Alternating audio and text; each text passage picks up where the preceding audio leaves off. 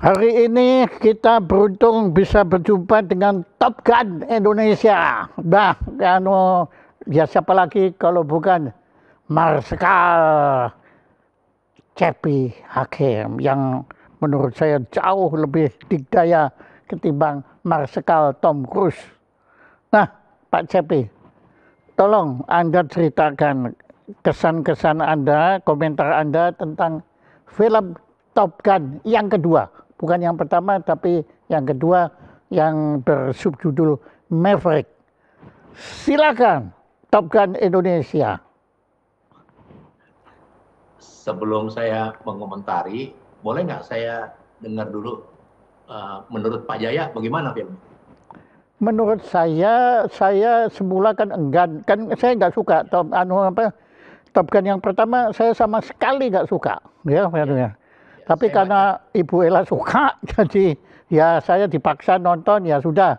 Rencana saya mau tidur, tetapi ternyata sepanjang film dari awal sampai akhir saya nggak bisa tidur.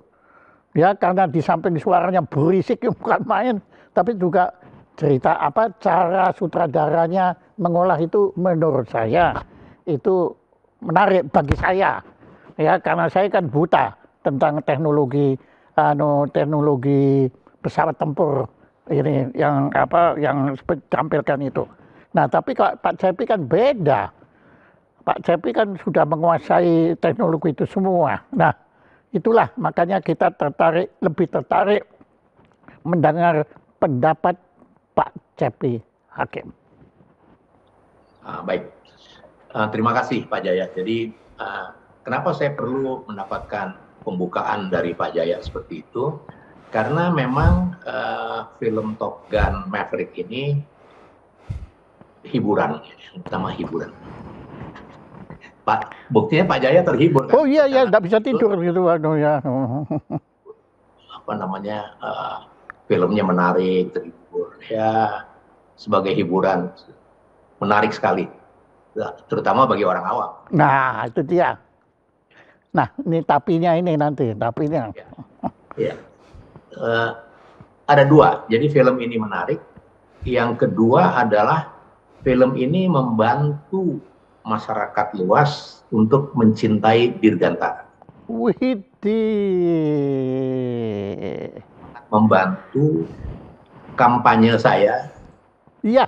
Di Indonesia. Jadi membantu perjuangannya Pak Cepi Hakim. Oke.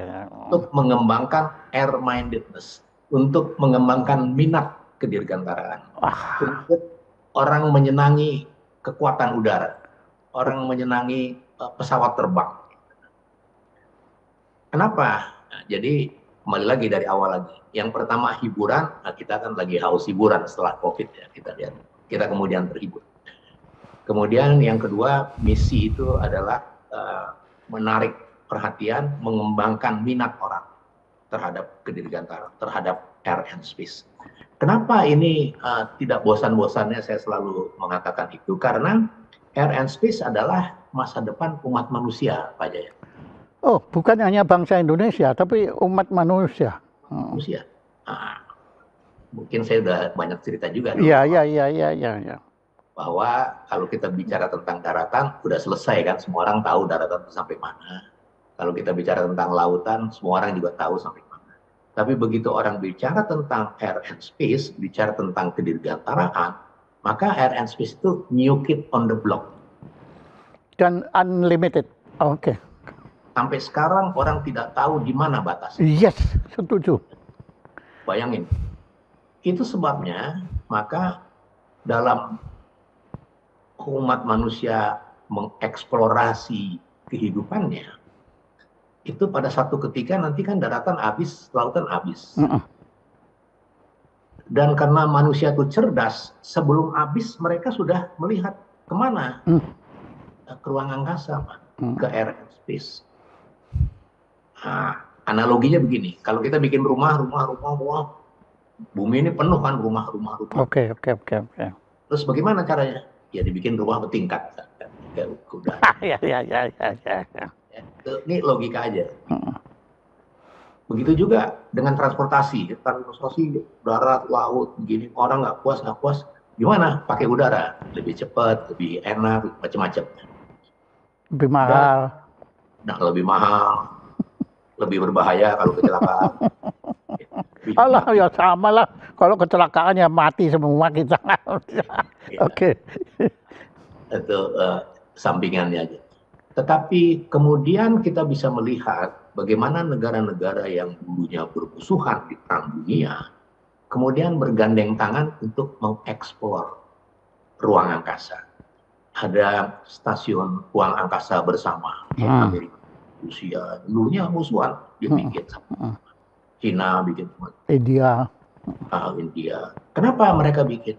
Karena mereka sudah mengantisipasi untuk mencari lahan baru, ruang hidup baru, ruang hidup baru, Lebensraum baru. Betul. Jadi mesti bahasa Jerman juga kan. Gut begonnen ist auch gewonnen. Nah, itu jadi kembali lagi pada jawaban awal, dia sangat menghibur dan dia sangat ampuh untuk mengembangkan minat Dirgantara. Jadi pada prinsipnya Pak Cepi Hakim menyambut baik film ini. Ya, saya sangat. Pertanyaan saya, Anda menonton itu kenapa? Kenapa Anda tonton? Karena dipaksa sama anak saya. Ya udah sama-sama. Ya. Nah, bagaimana cara anak memaksa mantan kepala staf angkatan udara itu bagaimana? Tiba-tiba Tasya, anak saya, WA saya. Udah nonton Top Gun? Oh. Udah, film lama, film kuno. Ya. Terus marah dia, tersinggung. Bukan film lama, ini film baru nih. Wah, baru saya belum tahu. Ya. Mulai kan, karena si Tasya menginisiat itu, mulai kan ibunya mulai ngomong, ya nih kita wah, diserang harus nonton. Ya udah, nonton lah kita. Nah, Anda menonton itu dengan perasaan yang mirip dengan saya, yaitu alah apaan ini gitu, apa enggak? Iya dan enggak, jadi iya dan iyanya begini. Pada momen-momen tertentu saya suka film action untuk hiburan. Nah, tetapi kalau film action tentang penerbangan, buat saya tuh agak terlalu lebay gitu ya, banyak hal-hal. Ya karena nggak bener lah itu. Ya persis. Kalau saya nonton film tentang musik, komponis tentang Mozart, itu brengsek lah, mereka tuh ngarang-ngarang aja gitu lah. Oke, sekarang balik lagi. Jadi lebay, tapi ya oke, tadi itu menghibur dan dia berhasil sekali menarik minat orang terhadap. Nah, proses Anda menonton film itu kan mulainya kan juga skeptis kan? Iya. Nah, terus kok mulai terjebak oleh daya tarik film itu bagaimana prosesnya? Saya nggak terjebak, Pak. Ya, saya ikutin aja. sebagai orang yang nonton film action. Film action tuh begini, Pak. Misalnya film action tentang apa ya? Ya sudah, film action. Film action tuh biasanya kan peran utamanya tuh jadi idola kan akhirnya. Oke. Nah, begitu selesai nonton film, orang-orang yang keluar dari bioskop tuh rasanya udah kayak si peran utama itu. Iya. Terus. Saya keluar kan udah rasanya kayak Tom Cruise juga kan. Itu keberhasilan sebuah film action. Jadi orang bisa menghayatinya sekali dan kemudian dia merasa menjadi tokohnya gitu. Ya. Bagus. Ya, oke, terus. Sampai Pak Jaya ngejar saya kan. Gara-gara itu. Iya betul. Ayo. Nah, jadi kalau sekali lagi ditanya sama saya, dua hal itu. Yang pertama sangat menghibur, yang satu sangat berhasil mengembangkan minat untuk anak-anak jadi pilot.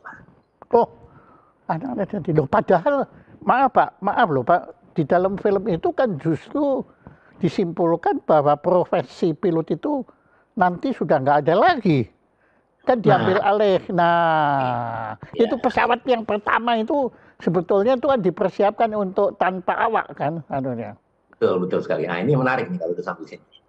Jadi Pak Jaya, kalau kita mengikuti perkembangan teknologi kedirgantaraan, kalau teman-teman yang suka dengan pesawat-pesawat fighter, ya, mereka mengikuti perkembangannya, mengikuti berita-beritanya, mengikuti analisis, maka mereka akan menyadari bahwa sekarang ini kita tidak pernah mendengar lagi bahwa the coming aircraft, bahwa pesawat tempur yang akan datang adalah ini, nggak ada lagi. Setelah 20 tahun terakhir, 20-30 tahun terakhir. Wow. Dulu kita pernah dengar kan, sebentar lagi akan ada F-22 Raptor. Sebentar lagi akan ada F-35. Sebentar lagi ada Sukhoi sekian yang begini-begini. Maaf Pak, F itu singkatan apa? F itu adalah inisial bukan fighter. Inisial registrasi tanda dari pesawat-pesawat yang digunakan untuk fighting. Jadi disebut F fighter. Ya. Nah, maaf ini pokoknya saya nyambung ya Pak anunya karena kan saya apa. Ya, nah, ya. Di dalam film itu kan dilukiskan ada F-18 dan ada 14. Bentar Pak, belum selesai. Oke. Ya. F itu memang kalau orang sepintas menganggap itu pesawat fighter, ya. Tapi tiap pabrik itu punya ininya sendiri. Dia punya apa namanya nomenklatur sendiri-sendiri. Nah, ada joke nih. Fokker mengeluarkan pesawat F-100. Pesawat Fokker F-100. Oke. Jadi pada waktu kita baru selamatan mengoperasikan F-16, orang-orang bilang F-16 saja selamatan. Gua terbang F-100 nggak selamatan. 100 lebih dari 16. Jadi sekali lagi itu registrasi pabrik. Tapi kalau yang jelas F itu bukan singkatan dari FAK, bukan ya? Mungkin bukan. Ya.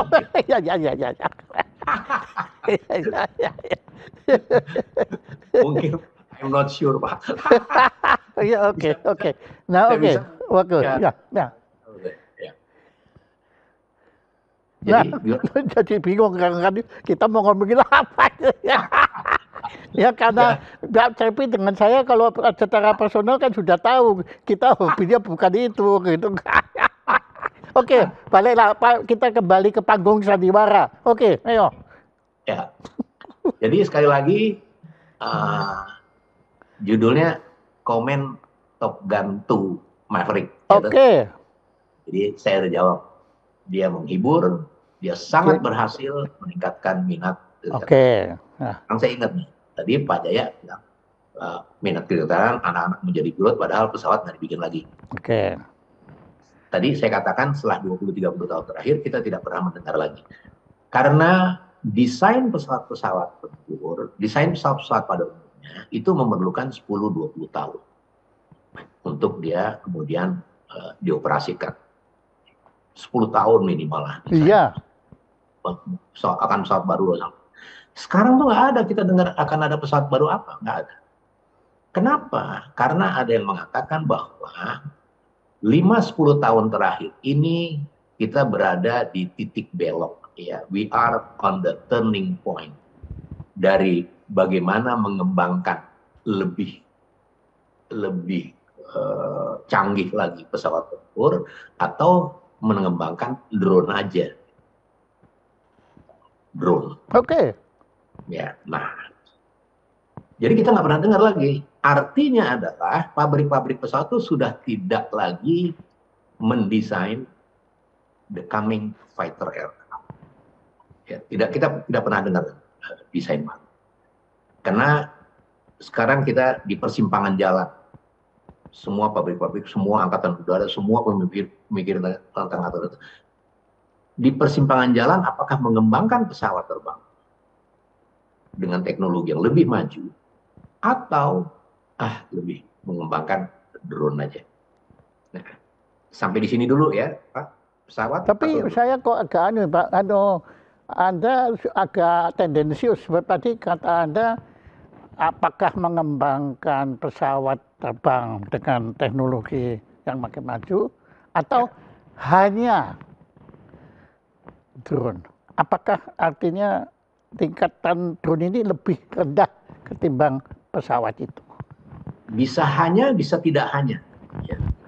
Karena dengan mengembangkan drone, kita sebetulnya menyelamatkan manusia.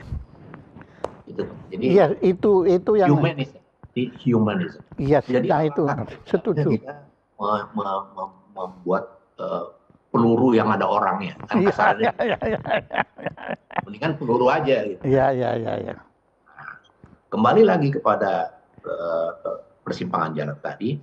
Persimpangan jalan ini tidak hanya tentang desain fighter aircraft versus drone, tetapi dia berasal dari perkembangan teknologi yang sekarang ini tengah berada di awal atau ada orang yang mengatakan kita sudah masuk ke eranya namanya cyber world. Oke. Terus? 10 tahun yang lalu itu sudah banyak seminar di beberapa international air show antara di Singapura. Itu sudah banyak ahli-ahli teknologi dirgantara yang berkata bahwa we are entering the cyber world now. Oke. Cyber world now becoming the fifth domain. Oke. Land, water, air, and space. Jadi cyber itu adalah domain kelima setelah daratan, lautan, udara, dan ruang angkasa. Wow, keren, ada ceritanya. Jadi, pinter ya. Widih, kayak ahli sihir gitu. Widih. Kayak Merlin ada ceritanya. Pakai gini kalau. Ya. Jadi saya mau dramatisasi. Ya. Kenapa orang nggak bikin lagi itu? Karena kita sekarang berada di dunia. Kita akan memasuki atau telah memasuki, tetapi sekarang cyber world itu sudah di depan mata kita semua. Dua ciri utama dari cyber itu adalah autonomous dan artificial intelligence. Dan itu tidak hanya pesawat terbang, semuanya. Wah, oke. Kan udah ada cerita-cerita nanti kalau kita ke airport kita nggak ketemu orang lagi, Pak. Iya. Kita barcode ini, barcode itu, barcode ini. Iya, bahkan nanti cyber sex gitu kan. Itu lagi, oke ya. Khusus nanti Pak. Nanti lagi. Antara kita berdua aja. Oke. Nah, biar bagaimana juga, walaupun bagaimana juga, keberhasilan Top Gun 2, Top Gun Part 2 dalam mengembangkan minat kedirgantaraan itu sangat patut diapresiasi. Buktinya saya sampai ngotot minta Anda cerita ini kan. Nah, itu. Betul. Saya korban pertama. Betul. Jadi tidak hanya orang kemudian berpikiran untuk mau jadi pilot, tapi orang berkembang minatnya terhadap teknologi kedirgantaraan. Itu sangat penting bagi saya, sangat penting. Menurut Anda ya, saya bicara sekarang andai kata logis ya. Andai kata Pak Habibie masih hidup, dia senang atau tidak terhadap film itu? Oh, senang. Pasti ya, oke. Senang dan malahan mungkin menambah inspirasi bagi beliau untuk meng-create another something else. Iya, crack terhadap pesawat tempur tanpa banyak. Ya, dari sisi profesi beliau akan banyak lagi yang akan bisa dikembangkan. Kemudian saya mau ngomong apa ya Pak Jaya? Saya lupa. Ya sudah, asal ngomong nggak apa-apa Pak, udahlah nggak apa-apa lah. Nggak usah pakai struktur sistematis, nggak usah Pak. Ya, bukan, Anda kan sudah beyond itu, sebagai seorang yogis, Anda kan sudah metafisikal, oke. Enggak, itu penting sekali saya mau kasih tahu Pak Jaya. Jadi lupa. Gini. Kenapa minat itu diperlukan, Pak? Karena kalau berbicara tentang keudaraan, ya, kedirgantaraan, orang tuh banyak yang tidak suka, tidak menarik, ya, tidak atraktif dunia penerbangan, dunia tidak atraktif, kecuali dua hal. Yang pertama, kalau ada air show, termasuk film-film seperti Top Gun. Yang kedua, kalau ada kecelakaan pesawat terbang. Gitu. Cuman dua itu. Yang lainnya nggak bakalan. Susah. Itu sebabnya kita relatif, ya, secara relatif, Indonesia tuh tertinggal dalam visinya mengembangkan air and space.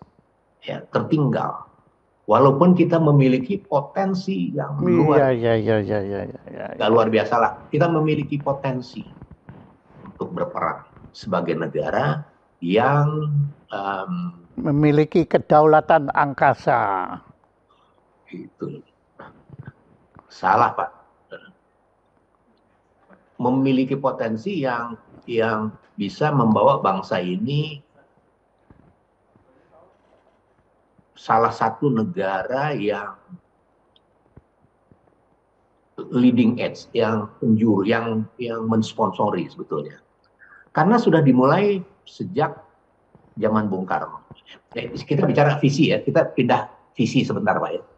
Visi aja. Kenapa saya perlu sampaikan ini? Pada tahun 55, negara ini sudah memiliki Dewan Penerbangan.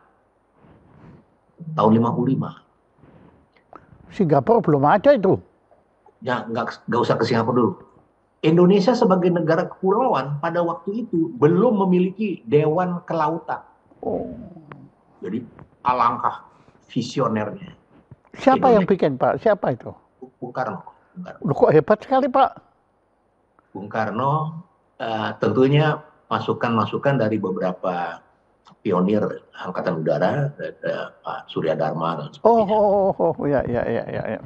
Dan sebenarnya itu satu pemikiran yang sangat jelas, sangat visioner, tapi juga sangat down to earth sebetulnya. Kenapa? Karena Dewan Penerbangan yang dibentuk pada tahun 55. Jadi down to earth, bukannya up to heaven. Dua-duanya, Pak. Dua-duanya. Supaya enak. Enak kan, jadi down to earth juga, up to heaven juga. Daripada berdebat ya. Ya, oke. Ya. Kenapa saya katakan down to earth? Karena salah satu tugas pokok Dewan Penerbangan ketika itu, ya, Dewan Penerbangan tahun 55 itu ada lembaran negara, ya, Dewan Penerbangan. Pada waktu itu belum jadi Depandri, belum jadi apa, belum jadi, dan akhirnya dibubarin. Nah, sekarang kita nggak punya. Ya. Kenapa dibubarin? Kita kalau nanya, apakah eksplisit dibubarin atau tidak dikembangkan? Nah, itu panjang lagi ceritanya. Oh ya jangan dah, ya saja, nggak apa-apa dah. Kita kesampingin dulu nanti. Iya. Karena tuh rada-rada politik sih kalau. Iya udah, oke. Susah kita politik kan politik Pak ya. Iya. Nah, jadi kembali kepada tahun 55. Kenapa tahun 55? Karena pada tahun 55 itu Angkatan Udara sudah melihat potensi gesekan-gesekan dalam pelaksanaan tugas di lapangan antara military aviation dengan civil aviation. Pada waktu tahun 55, bayangin. Ya, ada gesekan. Sekarang bukan gesekan lagi Pak, benturan, udah nggak keruan-keruan sekarang. Jadi untuk mencegah gesekan itu dibuatlah Dewan Penerbangan. Tahun 55 ada lembaran negara nomor berapa itu bisa dicari di Google ada. Kalau nggak ada di Google, cari di tulisan-tulisan saya ada. Jadi sekali lagi kembali visi. Nah, tadi kan pertanyaan Pak Jaya kenapa dibubar? Itu adalah declining dari our vision sebetulnya Pak. Ya, kita tidak melihat lagi pentingnya. Jadi Anda melihat declining ini? Iya, kenapa declining? Karena sekarang Kalau kita ada masalah-masalah antara penerbangan sipil dan penerbangan militer, nggak ada forumnya, tidak ada forum. Jadi yang berbicara adalah kemudian kekuasaan. Sedangkan kekuasaan itu tidak cukup mendapatkan masukan-masukan yang tepat dari kompetensi dan anatomi penerbangan itu sendiri. Itu sebabnya antara lain maskapai penerbangan kita bangkrut, ya, muncul bangkrut, bikin airport, wah, sekian triliun nggak kepake, ya, banyak hal. Kenapa? Karena memang tidak tertangani secara nasional. Pengembangan kedirgantaraan, pengembangan air and space itu memerlukan national commitment. Mengapa? Karena dia memerlukan integrated way of thinking. Tidak bisa separuh-separuh, nggak bisa. Dia harus komprehensif, integral. Ya, jadi kalau kita mau mengembangkan misalnya, sekarang aja kita lagi bingung kan, Kak, kenapa sekarang international airport kita kebanyakan, gitu. Disedikitin lagi dong. Dulu udah bikin master plan, cuman sekian-sekian gitu, tapi kemudian setiap daerah, kepala daerahnya kepengen daerah itu menjadi international airport. Padahal mereka nggak menyadari bahwa international airport adalah borderline dari sebuah negara. Ya, garis batas negara sebetulnya international airport. Makanya ada CIQ, kan ada custom immigration and quarantine. Karena batas negara. Negara-negara besar, ya, Pak Jaya kan nggak bisa kalau melihat Niagara langsung terbang ke Bapulu atau terbang, kan nggak bisa. Nggak bisa, Pak. Terbang harus dengan domestic flight di sana. Ya, begitu juga kalau kita ke Prancis, kita mau ke Toulouse misalnya, nggak bisa. International flight sampai Paris saja, sorry, itu jatahnya domestic flight. Nah, hal-hal yang seperti inilah sebenarnya yang tidak tertampung di, para decision maker. Sehingga keputusan-keputusan strategis di level yang menentukan eksistensi negara ini di bidang air and space itu banyak kebijakan-kebijakan yang kurang tepat. Banyak kalau kita bicara nih, banyak lagi. Misalnya Garuda kenapa bangkrut misalnya, kayak begitu. Merpati kenapa bangkrut? Karena salah urus. Kenapa salah urus? Ya. Orang dengan mudah bilang karena korupsi. Tidak hanya tentang korupsi, karena kompetensi orang-orang yang harus menangani maskapai penerbangan, bandara, itu kan harus orang-orang yang dididik, Pak. Jadi di sini kita bicara tentang education and training dan research and development secara nasional. Nah, balik lagi ke Top Gun itu. Jadi Top Gun itu wake up call, Pak. Kita ya, benar. Mengajak kita ya, untuk penting loh nih, penting. Mari kita tangani sama-sama gitu. Nah, jadi dengan segala macam penyajian yang atraktif seperti orang tertarik. Kalau bicara seperti gini yang saya sampaikan ini kan orang nggak tertarik ya. Orang tertarik sama Pak Jaya aja. Film-film tentang penerbangan bisa dihitung dengan jari, Pak Jaya. Betul nggak? Iya. Sinetron nggak ada, Pak, tentang penerbangan mungkin ya. Bahkan tapi dengan jari cukup satu jari. Ya ini cuma tahu, saya nggak tahu yang lain apa film. Nah, itu juga yang menjadikan. Jadi berkali-kali Pak Jaya tanya tentang Top Gun, dia bagus karena dia wake up call kita lihat. Dirgantaraan ini keren gitu. Dirgantaraan ini your future, masa depan kita sebetulnya. Jadi mari kita dan masa depan itu ada di tangan kita kan. Bagaimana kita mengolahnya nanti. Tapi kembali Pak, kalau saya tadi tertarik sekali mengenai pesawat airport internasional. Ya, begini. Saya kan sudah hampir semua tempat-tempat yang ingin saya kunjungi itu sudah saya kunjungi. Tersisa Machu Picchu, Pak. Saya itu malas ke Machu Picchu karena nggak ada penerbangan langsung ke Cusco. harus lewat 5. Ya tuh anunya ya itu pesawat internasional. Nah, ini bagaimana Pak? Sebetulnya kalau di Kuskut juga ada airport internasional, kemungkinan besar saya sudah terbang ke sana. Tapi karena harus muter gitu, malas apa anunya. Nah, menurut Anda gimana? Pemikiran-pemikiran yang seperti Pak Jaya itulah yang menyebabkan kita membuka international airport kepengennya international airport di Danau Toba, international airport di Raja Ampat, international airport di semua destinasi wisata. Karena pemikiran seperti Pak Jaya itu. Nah, apakah itu pemikiran yang salah? Enggak, saya kan nggak bilang salah. Itu pemikiran Pak Jaya, saya bilang. Nggak salah. Tetapi kalau kita melihat negeri ini sebagai sebuah negara, kita melihat air and space itu sebagai sumber daya alam, maka kita harus kelola dengan baik. Ya, itu yang mendasari antara lain negara-negara besar pun, ya.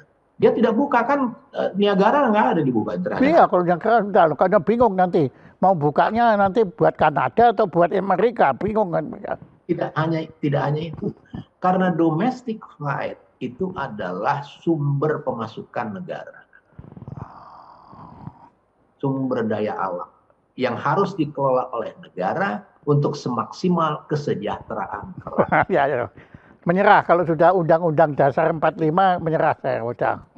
Jadi kita harus susun bagaimana pinter-pinter kita memplot tujuan wisata itu dengan menentukan international airport yang memberikan servis ke tujuan-tujuan wisata itu. Contoh sederhana lagi, contoh yang sangat sederhana. Dari tahun 70-an, 80-an, kalau Pak Jaya pernah ingat ya, bahwa Garuda itu Jakarta Denpasar, itu pasti Denpasar Yogyakarta. Karena dia memfasilitasi turis ke Bali dan turis ke Borobudur dan daerah wisata di Yogyakarta pada waktu tahun 70-an, tahun 80-an. Ya.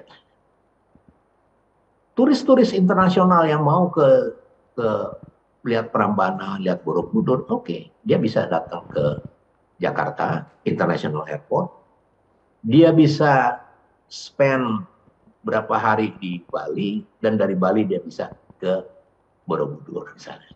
Jadi itu marketing lah, bisnis model lah yang harus diatur. Tetapi intinya adalah yang pertama, rute domestik adalah sumber pemasukan negara untuk kesejahteraan rakyat.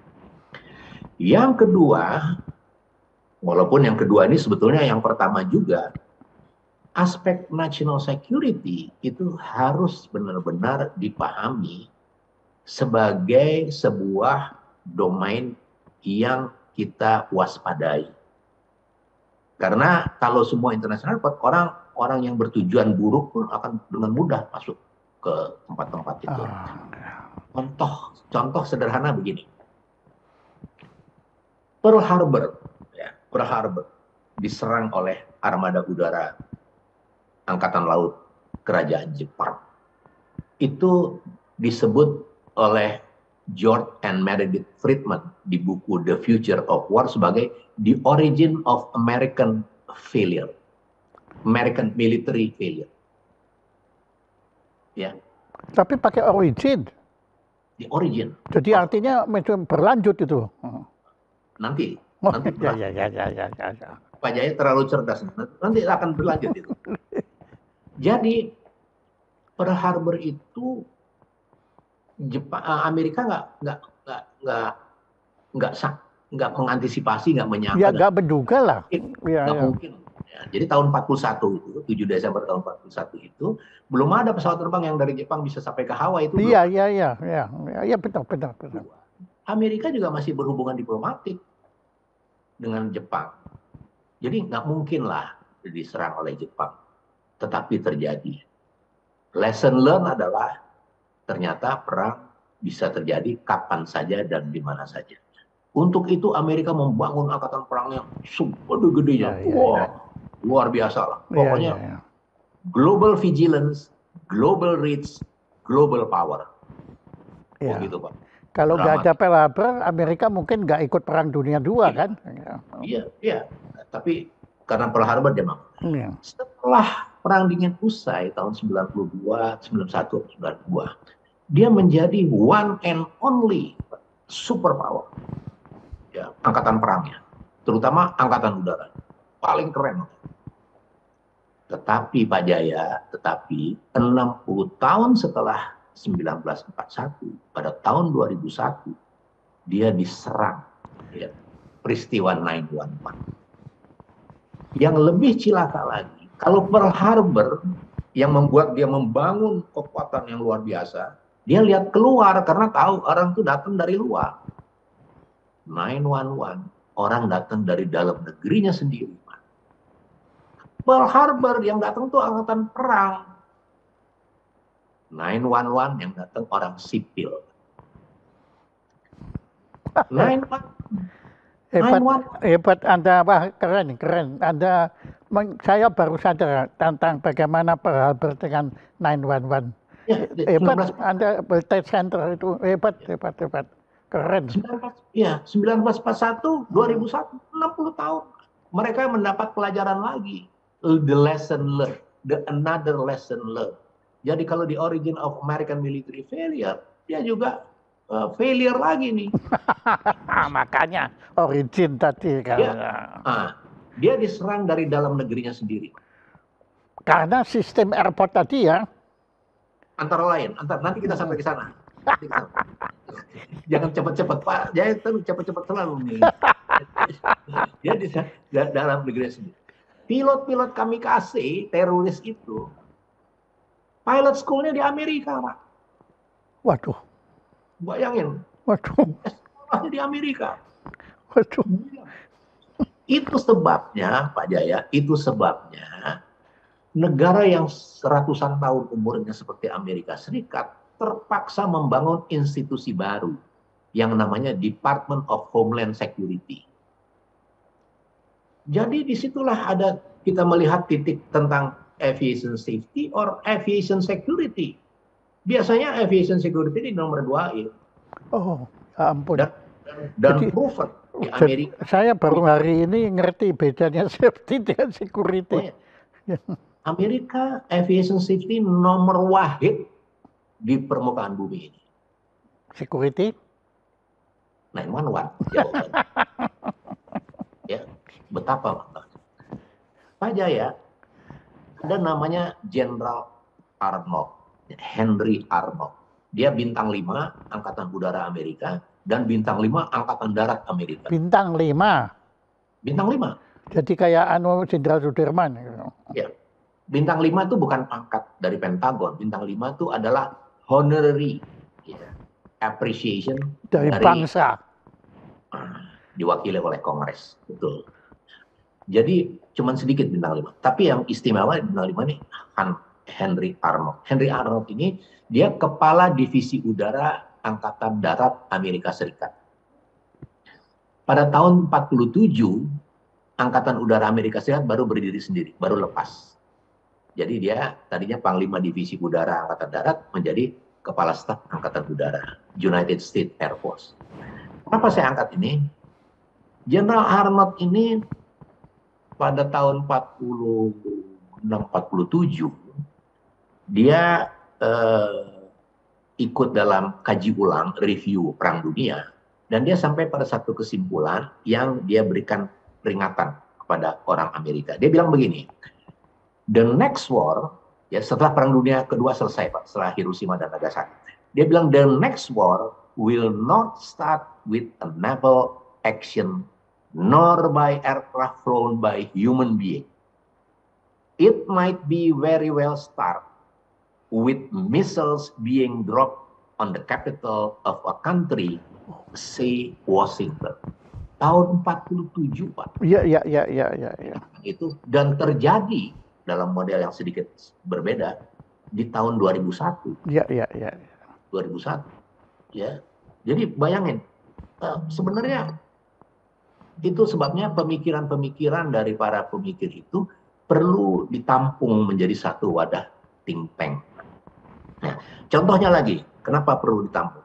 Contohnya lagi, Pearl Harbor itu kan begitu fatal. Pemikir-pemikir military, defense study dan segala kan nggak habis pikir, goblok banget sih Amerika menggelar armada lautnya di daerah yang terbuka. Betul nggak ya? Kan kita kan Amerika begitu kok goblok banget kan ya? Ternyata nggak goblok Pak. Karena pada bulan Februari tahun 1941 itu ada namanya Admiral Emerson. Dia Panglima Armada Laut Amerika Serikat. Panglima Armada US Navy. Dia memprotes keputusan presiden pada waktu itu yang memindahkan armada laut Amerika dari San Diego ke Hawaii, Pearl Harbor. Dia protes keras karena apa? Dia bilang itu tempat yang rawan diserang dari udara dan oleh torpedo. Oh, jadi waktu semula itu di San Diego. Iya, iya. Nah, kalau gitu saya balik lagi. Andai kata tetap di San Diego, apakah Jepang bisa lebih mudah menyerbu? Enggak, dia menyerang apa? Yang dia kan menyerang kekuatan Jepang itu.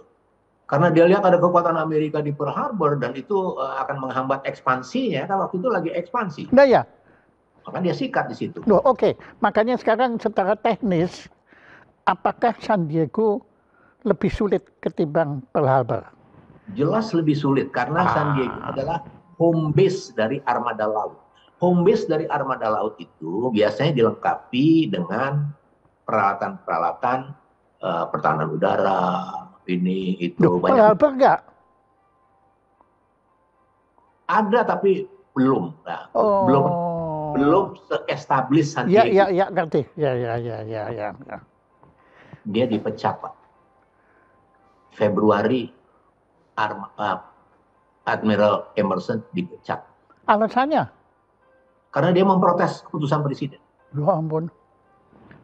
Kenapa? Karena keputusan presiden ternyata memang tidak mendapatkan masukan komprehensif tentang teknikal angkatan lautan. Ini saya mau kasih contoh aja sebenarnya. Jadi dia putuskan seperti itu dan ternyata terjadi. Hanya berapa bulan Pak? Februari diperingatin, diprotes, Desember kejadian. Persis begitu. Ya. Jadi Pak. Kemudian Emerson kan masih hidup waktu itu. Ya. Nah, dia nggak dipakai lagi, Bro. Saya dengar dia dipakai lagi, saya lagi cari-cari tulisan tentang dipakai lagi bagaimana, tapi dia direhabilitasi. Yang jelas dia direhabilitasi karena untuk pengembangan berikutnya dari kekuatan laut. Ya, Emerson ini adalah the rising star dan keluarga besar US Navy pada waktu itu menantikan satu saat dia akan menjadi the chief of staff of US Navy. Tapi dia tersandung pada Februari tahun 41 karena dia memprotes keras keputusan Pearl Harbor. Ya. Gila ya. Itu, ya. Oke, ngomong-ngomong Pearl Harbor, maaf Pak, saya jadi ingat film lain yang mengangkat pesawat udara itu Midway. Ya. Pendapat Bapak tentang film Midway? Sama, Pak. Film-film Hollywood itu film action. Dia mengelaborasi history menjadi action karena aspek komersial. Jadi sama. Action, film action. Tapi Bapak juga terkesan waktu nonton film Midway. Ada dua loh. Ada Midway, ada dua. Saya udah... Bahkan tiga. Kalau dengan filmnya John Ford, tiga itu. Iya, saya sayup-sayup udah lupa lagi ya. Iya, oke. Keterbatasan ingatan saya lagi banyak. Iya, apa namanya, yang masuk baru, yang belakang. Iya, apalagi hari ini kita bicara Top Gun. Mesti recall lagi. Ya, oke. Nah, sekarang bicara Top Gun. Nanti kapan-kapan kita ngomong. Iya, Midway ya. Oke, nah sekarang Top Gun lagi. Ya. Di situ disebutkan bahwa Tom Cruise kan kemudian di daerah yang itu punyanya musuh yang nggak jelas siapa itu, tapi kan dia kemudian menyerobot mencuri satu F-14. untuk melawan F-18-nya musuh. Menurut Anda itu masuk akal nggak? Bahwa F-15 bisa melawan F-18? Bukan bisa melawan, Pak. Dia menerbangkan aja tuh udah mustahil. Kan? Bagaimana dia bisa lihat pesawat itu langsung dinaikin aja?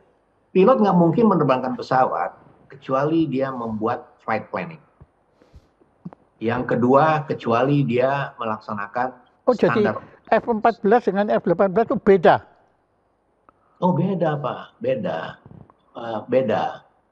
Gini, kalau saya naik Mercedes yang 180 dan 130, yang 300 kan ya bisa langsung bisa kan. Tapi kalau pesawat nggak bisa, Pak. Mobil aja sebetulnya nggak langsung bisa, Pak. Itu langsung bisa karena coba-coba. Atau nekat. Nah, nekat. Abad teknologi mengajarkan orang untuk bertindak sesuai rujukan, sesuai referensi. Ya. Jadi kalau kita memang beli mobil, itu manual mobil itu kan kita nggak pernah buka, Pak, rapi di plastiknya itu. Ya. Nanti pada waktu kita mau jual, kita lihat ini manualnya ada kok. Kita nggak pernah baca itu. Betul nggak? Betul, betul, betul. Itu apalagi di pesawat. Jadi pesawat Hercules sama pesawat Hercules saja itu bisa lain. Ya, pesawat Dakota sama pesawat Dakota aja bisa lain. Karena ada yang tipe A, tipe B, tipe C, tipe D, dan itu lain. Dia punya karakteristik berbeda-beda, dia punya instrumen panel berbeda, banyak sekali perbedaan. Pilot, tidak ada pilot yang terbang semua pesawat, nggak ada. Ya, jadi artinya di film itu ya itu dipaksakan gitu Pak ya. Untuk hiburan oke. Nah ya oke lah. Ya. Tapi lebay. Jadi kalau kita bicara pertanyaan saya sendiri, Marsikal C.P. Hakim, pesawat tempur yang paling modern yang Bapak pernah terbangkan apa? Saya bukan penerbang pesawat tempur, Pak. Ya, jadi saya. Tapi kan tadi kan Anda bilang ini seragam Anda kan Top Gun. Jadi begini, saya pernah terbang pesawat jet trainer L-29. Itu pesawat jet trainer yang digunakan oleh Rusia untuk pilot-pilotnya mempersiapkan pilot-pilotnya menerbangkan pesawat MiG, ya, antara lain. Di kita pada waktu itu digunakan untuk advance flight training di flying school. Ya. Setelah lulus, saya ditugaskan sebagai penerbang transport. Jadi saya menerbangkan pesawat Dakota dan kemudian pesawat Hercules.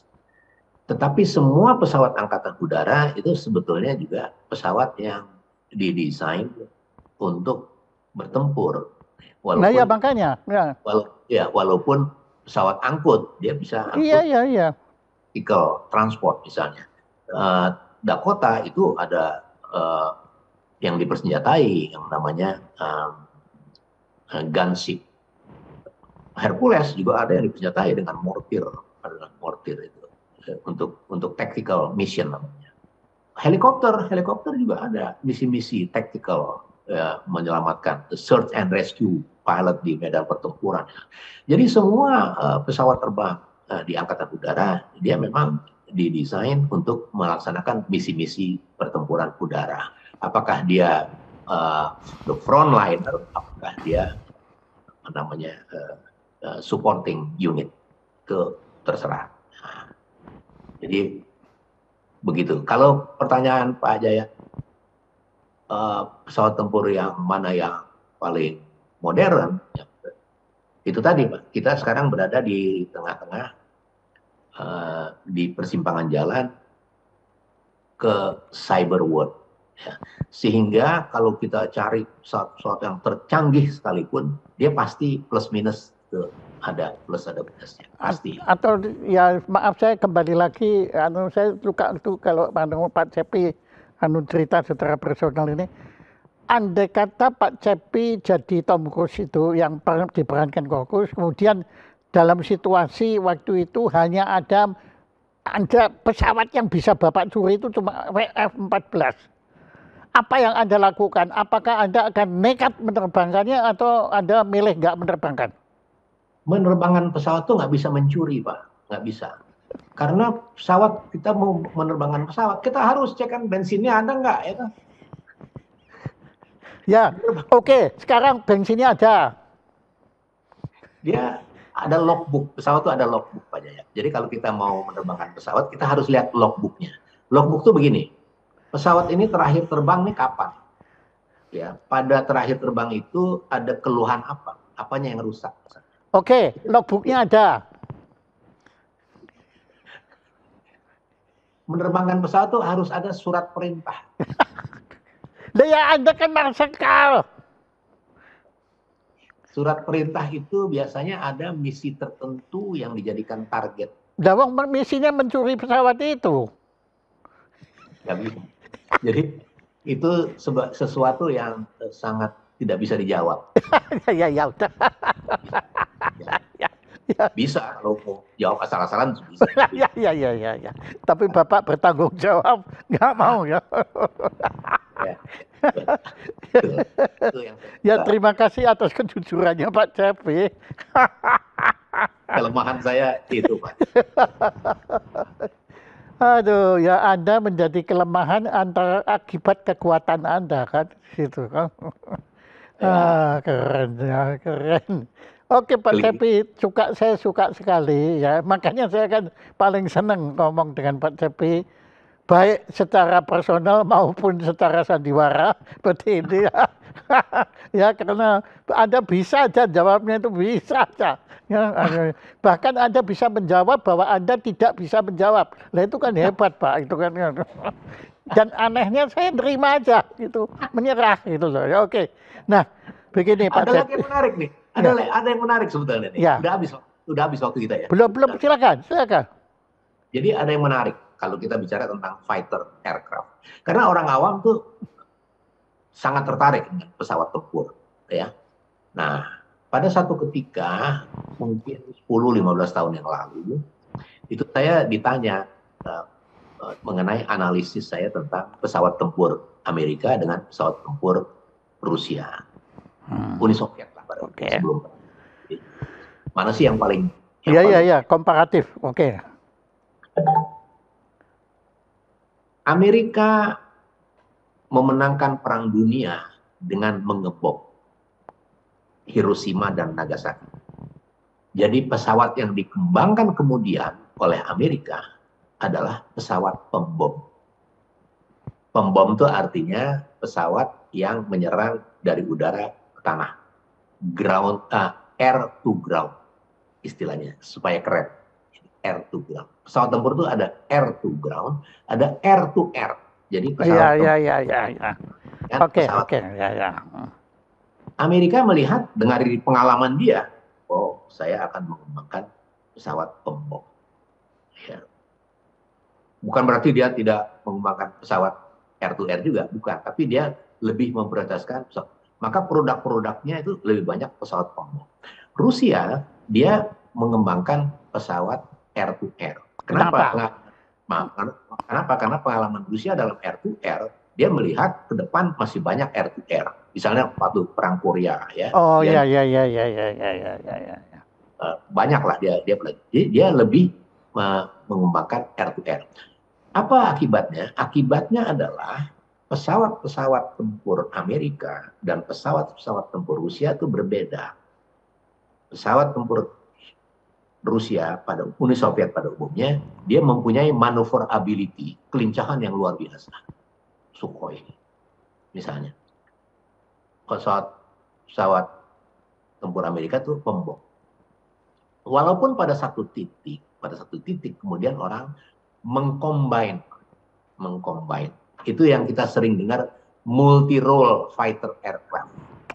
Jadi dia bisa air to air, dia bisa air to ground. Wow. Tapi orang lupa, dalam misi nggak mungkin dia nyambi air to air dan air to ground. Kenapa? Karena load-nya akan membatasi. Kalau kita mau ngebom kan kita bawa bom. Iya. Mengurangi maneuverability, kelincahan pesawat. Padahal kalau untuk air to air, dia lebih banyak bawa roket atau rudal yang enteng-enteng, relatif enteng-enteng, supaya dia maneuverability tetap terjaga dan dia bisa menembak musuh. Nah, itu sebabnya terus ditanya, jadi siapa yang benar? Dua-duanya benar. Amerika menang dalam desain-desain pesawat bom-bomnya. Rusia juga menang dengan desain pesawat-pesawat Sukhoi yang maneuverability-nya. Jadi Amerika menang di perang-perang tertentu dengan gembom-gembom. Uni Soviet menang dengan tiap airshow orang lebih suka lihat Sukhoi manuver karena dia dengan ruang udara yang sempit dia bisa bermanuver dan bisa dinikmati. Nah, kalau pembom nggak bisa, dia jadi orang bisa miss, bisa nggak kelihatan. Jadi itu pengembangan pesawat Amerika dan pesawat Rusia, dan secara umum kemudian air to ground jadi air to air menjadi multi role, dan multi role ini kemudian berkembang lagi karena kita entering cyber world itu, kemudian akan kempes jadi drone. Jadi pilot-pilot Amerika yang menerbangkan pesawatnya di Syria, di Afghanistan, tuh pilotnya di Nevada, Pak. Dia sambil makan super mie, dia mengendalikan ke situ. Jadi itu cyber. Pak, saya kok tadi karena Anda membandingkan Angkatan Udara Amerika dengan Rusia. Dua-dua itu kan negara pemenang Perang Dunia II kan. Nah, kita jangan lupa Pak bahwa sebetulnya ada negara yang kalah Perang Dunia Kedua, tetapi konon ya, karena kan saya nggak tahu ya, tapi pada waktu itu kan Jerman itu kan berhasil menguasai Eropa, kecuali Inggris itu kan dengan angkatan udaranya di bawah itu Jenderal siapa, Marsikal siapa itu yang gendut itu anunya itu. Nah, kalau penilaian Anda tentang angkatan udara Jerman pada waktu Perang Dunia II itu, menurut Anda mereka hebat atau tidak? Mungkin perlu saya kasih gambaran tentang Battle of Britain. Ya, itu adalah perang udara, perang yang hanya angkatan udara yang berperang antara Luftwaffe melawan Royal Air Force. Oke. Pada waktu itu Jerman meluaskan daerah kekuasaannya setelah menduduki Prancis. Jadi Prancis sudah menduduki, jadi dia bisa pakai pangkalan-pangkalan udara Prancis sebagai pangkalan depan untuk menyerang Inggris. Kenapa Jerman menyerang Inggris melalui udara? Karena dia tahu Inggris kan kuat, kan United Kingdom rules the wave. Ya, angkatan laut Inggris kan kuat. Jadi dia nggak akan menyerang dari laut, dia nyerang dari udara. Kekuatan Luftwaffe dan Royal Air Force, armada pesawatnya, skill pilotnya, itu Betty, Pak. Betty, beda tipis. Istilahnya tuh imbang, Pak. Tetapi dengan kekuatan yang imbang, maka logikanya yang menyerang yang akan menang. Logikanya. Logikanya. Tetapi realitanya yang menang ternyata Inggris. Kenapa Inggris menang? Karena pada waktu itu Inggris sudah menggunakan radar pertahanan udara. Sehingga Luftwaffe bingung, kok dia mau ke sini ketahuan, mau ke sini ketahuan. Jadi the one and only war yang dimenangkan oleh pihak yang defensif itu adalah the Battle of Britain. Nah, jadi kalau ditanya kekuatan angkatan udara Jerman kuat. Kalau berbicara tentang kekuatan teknologi kedirgantaraan, Pak, Jerman the best, Pak. Kalau Pak Jaya buka-buka tulisan-tulisan sejarah, maka sebenarnya kekuatan udara Amerika dan Rusia itu banyak dipengaruhi oleh otak-otak orang Jerman.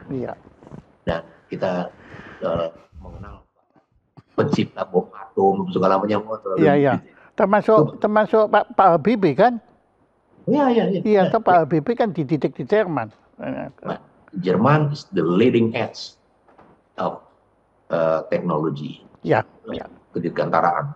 Ya. Dia tapi pengembangannya kemudian karena itu ya, kan diambilin semua Pak, brain drain.